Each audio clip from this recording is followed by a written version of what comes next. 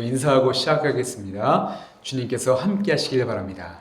주님께서 함께 하시길 바랍니다. 오늘 저는 누가복음 13장 1절부터 9절을 가지고 회개의 열매라는 제목으로 말씀을 나누려고 합니다.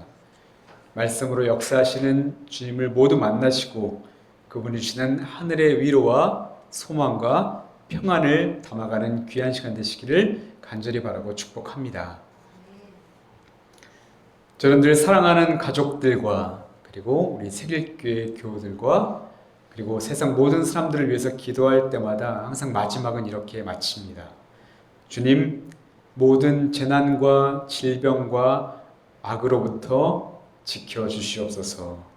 이렇게 기도를 마무리하죠.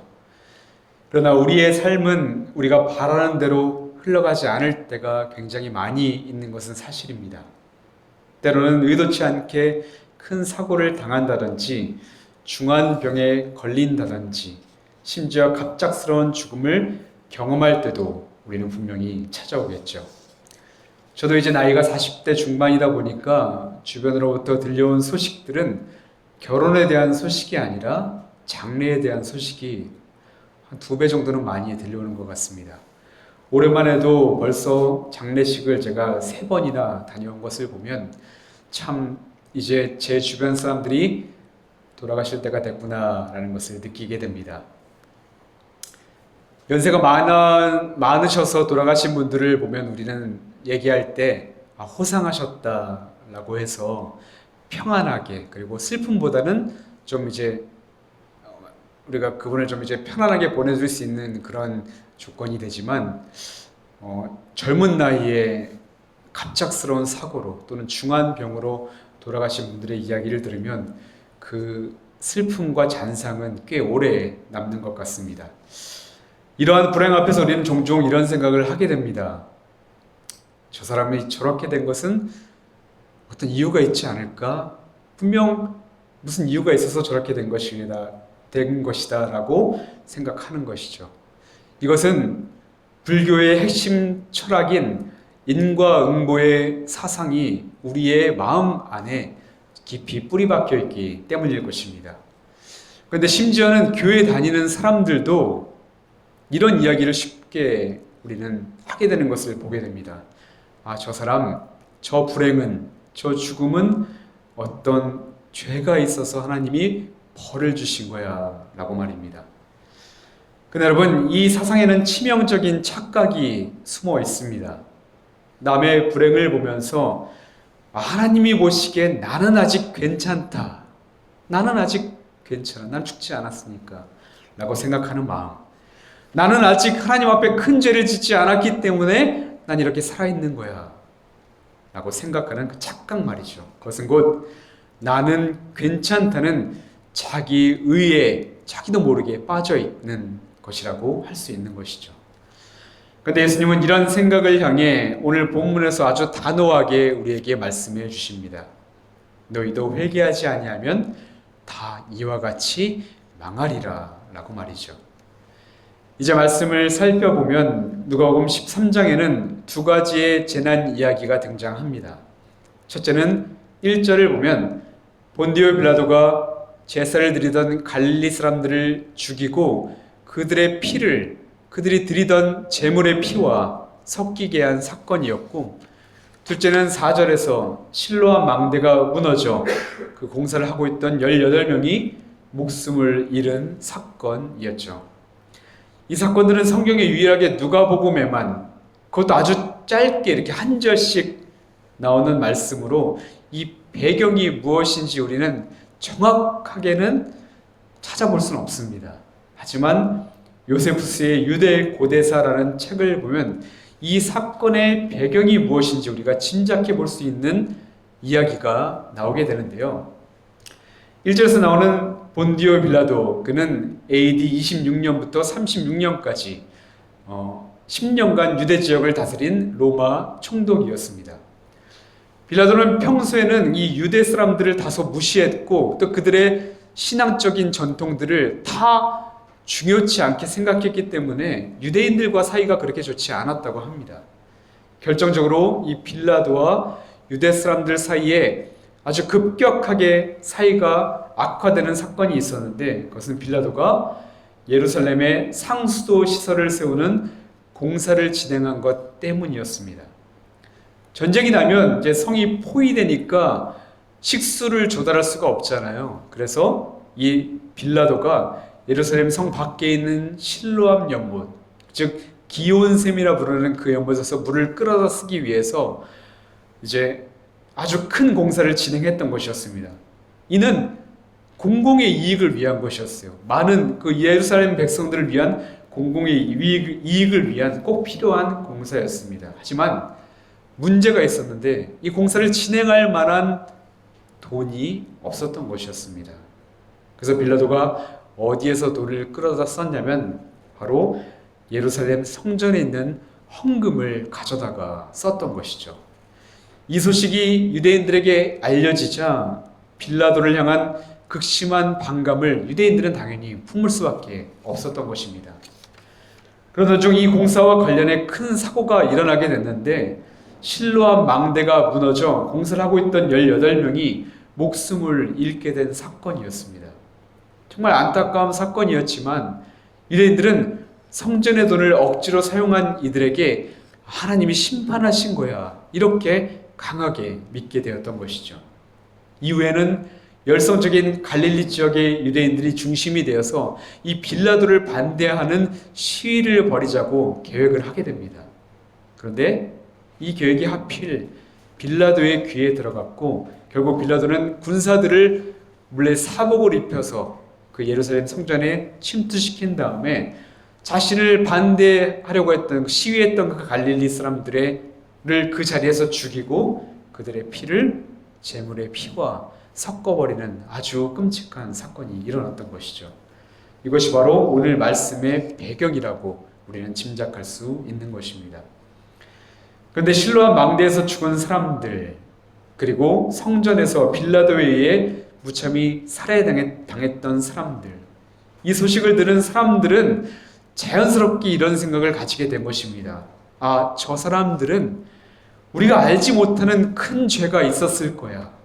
그래서 하나님께 벌을 받은 것이 분명해. 1절에서 예수님께 나온 사람들이, 예수님께 이 소식을 전했던 사람들이 바로 이런 마음으로 찾아왔었던 것이었죠. 그런데 여러분, 이때 예수님의 대답이 무엇이었습니까? 그들의 기대와는 전혀 다른 말씀을 하시는 건 아닙니까? 3절을 보면 너희에게 이르노니 아니라 너희도 만일 회개하지 아니하면 다 이와 같이 망하리라. 5절 말씀도 토시 하나 안 틀리고 똑같습니다. 너희에게 이르노니 아니라 너희도 만일 회개하지 아니하면 다 이와 같이 망하리라. 다시 말해 예수님은 그들이 더 죄가 많아서 그런 일을 당한 것이 아니다. 너희도 마찬가지야. 너희도 회개하지 아니하면 다 이와 같이 망할 것이다. 이렇게 예수님은 사람들의 시선을 죽은 그들이 아니라 지금 살아있는 너희 자신에게 돌리라고 말씀하셨던 것입니다. 타인의 불행을 분석하고 판단하지 말고 지금 너의 영혼을 먼저 돌아보라 라고 이야기하고 있었던 것이죠. 잠시 우리가 사무엘하 6장으로 들어가 보면 이와 비슷한 내용의 이야기가 등장합니다. 거기에는 다윗이 바알레 유다라는 곳에 있던 하나님의 법궤를 예루살렘으로 모셔오는 이야기가 기록되어 있습니다. 그런데 이때 다윗은 법궤 이송 행사를 진행하면서 자신의 교만함을 드러내는 계기로 삼았습니다. 군사 3만 명을 대동하고 하나님과 사람들 앞에 자신의 왕적 권위를 뽐내기 시작했던 것이죠. 그런데 갑자기 수레를 끌던 소가 날뛰는 바람에 참사가 벌어지고 마는데요. 하나님의 법궤가 땅에 떨어지는 것을 붙잡으려 했던 옆에 있었던 사람인 우사가 이걸 붙잡게 되었는데 사무엘하 6장 7절은 이 일로 하나님이 진노하셔서 우사를 치셨다고 말씀합니다. 우사는 그 자리에서 즉사하고 말았던 것이죠. 상황이 이렇게 되자 다윗은 하나님이 두려워 법궤를 모셔오는 이 행사를 중단하고 그 법궤를 오벳 에돔의 집에 잠시 둔 다음에 예루살렘으로 돌아가게 되죠. 근데 여러분, 여기서 우사의 잘못이 무엇이었습니까? 하나님의 거룩한 법궤가 땅에 떨어지라는 것을 떨어지지 않게 붙잡은 것이 즉사할 만큼 잘못된 행동이라고 생각하십니까? 그러나 학자들은 일반적으로 우사의 잘못을 설명할 때 법궤는 레위 지파에 속한 고핫 자손만이 만질 수 있는 것이었는데 고핫 자손이 아닌 우사가 이 율법을 어겼기 때문에 죽게 되었다고 학자들은 설명합니다. 그러나 여러분, 우리가 여기서 중요한 것은 이 우사의 죽음이 아닙니다. 바로 다윗의 변화한 모습을 우리는 이 말씀에서 찾아야만 하는 것이죠. 사무엘하 6장 14절의 말씀을 보니까 다윗은 달라져 있었습니다. 이렇게 말씀하죠. 다윗이 여호와 앞에서 힘을 다하여 춤을 추는데 그때 다윗이 배 에봇을 입었더라.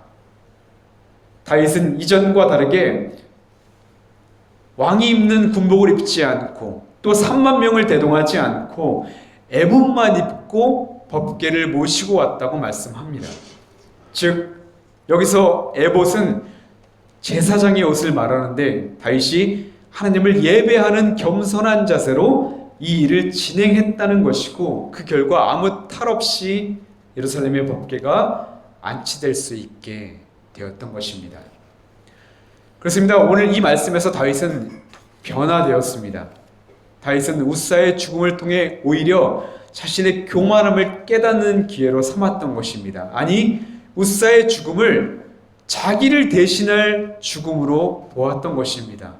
그러기에 이번에는 겸손히 하나님을 예배하는 자세로 이 일을 진행할 수 있었던 것이고 우사의 죽음을 통해 자신을 돌아보고 회개한 다윗을 통해 하나님은 다윗을 보시고 기뻐하셨던 것이었습니다. 또한 이것이야말로 다윗의 위대한 점 중에 하나라고 할 수 있는 것이죠. 근데 여러분, 오늘 누가복음에서 예수님이 사람들에게 원하셨던 것이 바로 이것이었습니다. 예수님은 빌라도에게 학살된 사람들이나 실로한 망대에 깔려 죽은 사람들을 보면서 관심을 죽은 그들에게 둘 것이 아니라 살아있는 너희들 자신에게 두라고 말씀한 것이었습니다. 타인의 불행을 해석하기보다는 지금 내 삶이 하나님 앞에 어떤지 먼저 돌아보아라 라고 말씀하셨던 것이죠. 너희도 하나님 앞에서 모두 죄인이며 언제든 그런 죽음을 당할 수가 있으니 그 시한부 인생을 살아가고 있을 때 속히 깨닫고 회개하고 돌아오라 라고 말씀하셨던 것입니다. 그러면서 예수님이 사람들에게 들려주신 말씀이 있었습니다. 6절부터 9절에 나오는 무화과 나무의 비유이죠. 내용은 이렇습니다. 한 사람이 무화과 나무를 포도원에 심어놓고 열매를 기다렸습니다.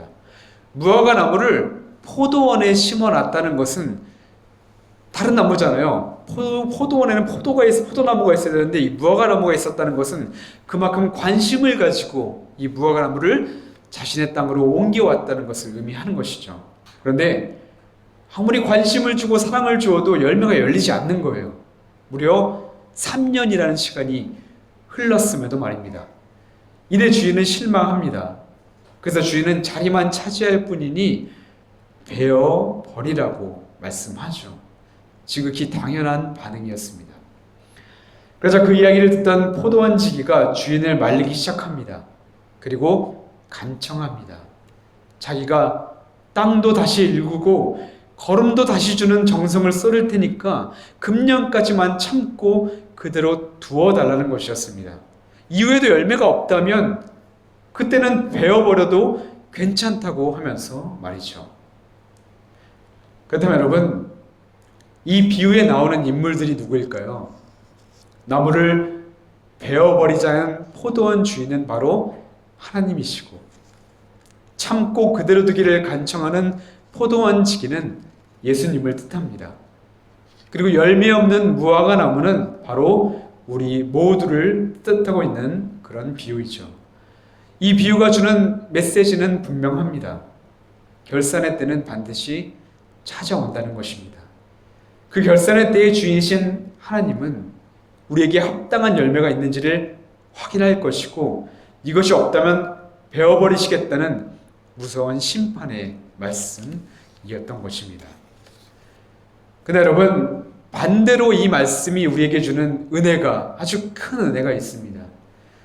죽을 수밖에 없는 죄인인 우리를 살리기 위해 예수님께서 친히 간청하시며 하나님과 우리 사이를 중보하고 계신다는 것입니다.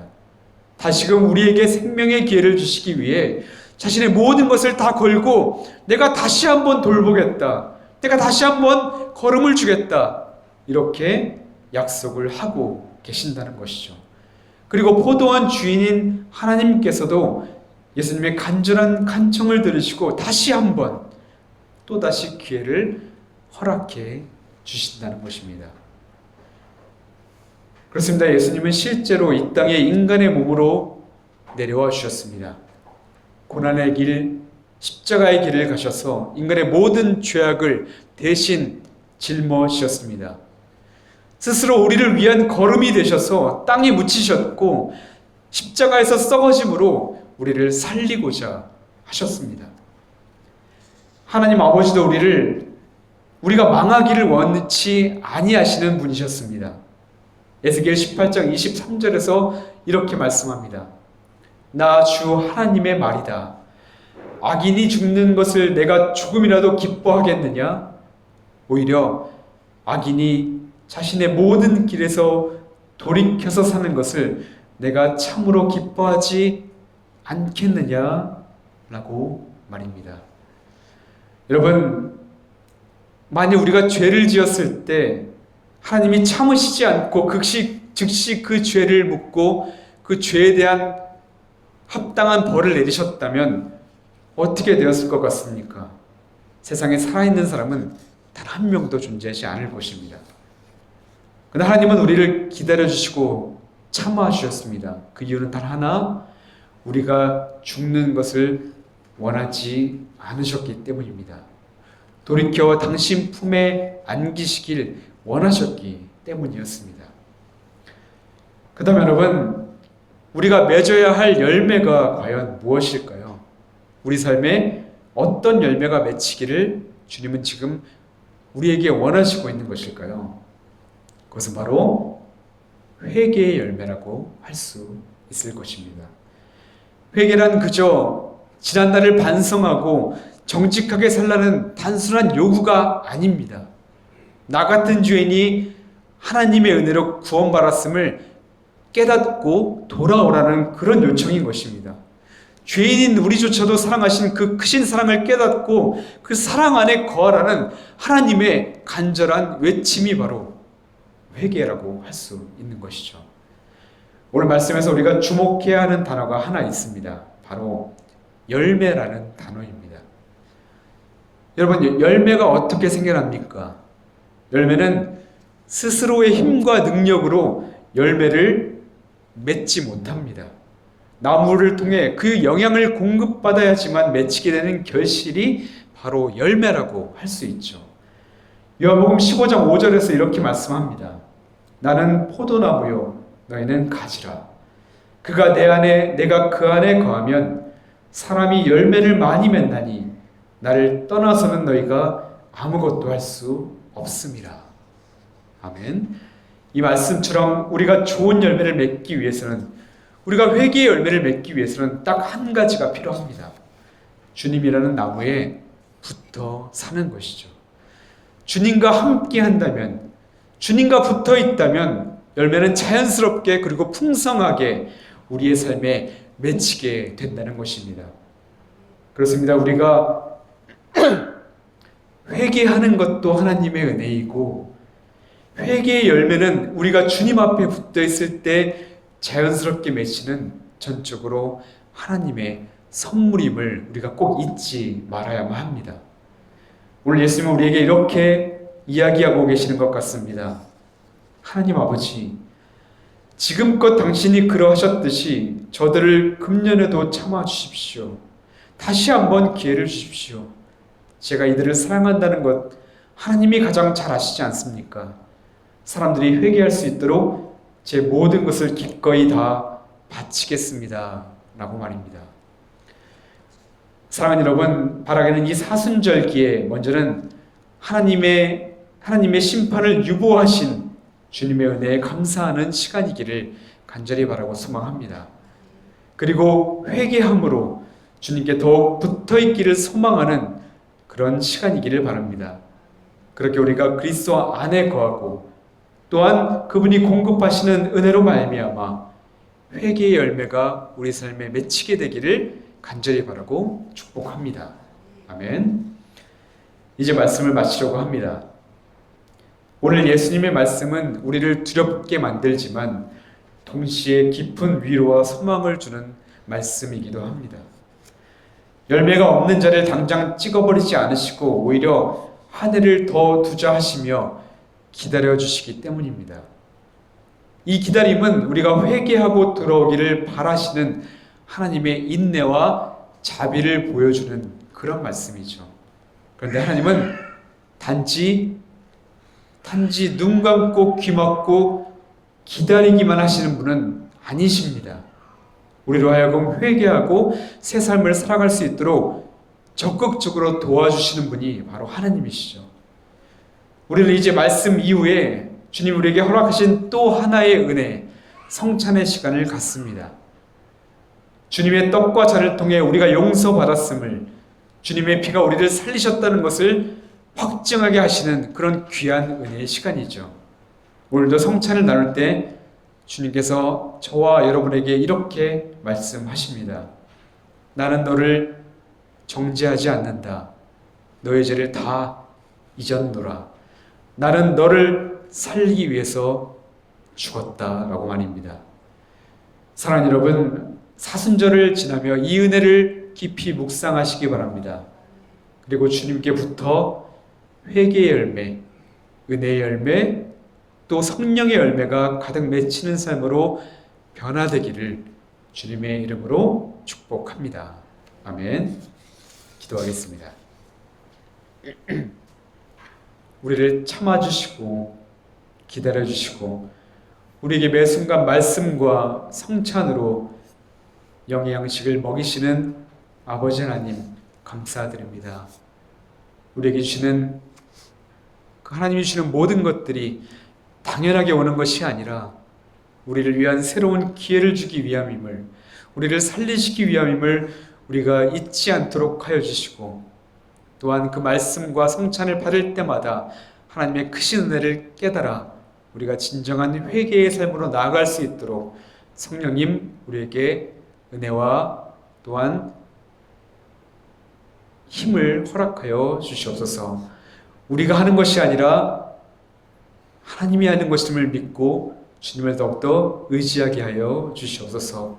주께 모든 걸 맡기며 예수님의 이름으로 간절히 기도하옵나이다. 아멘.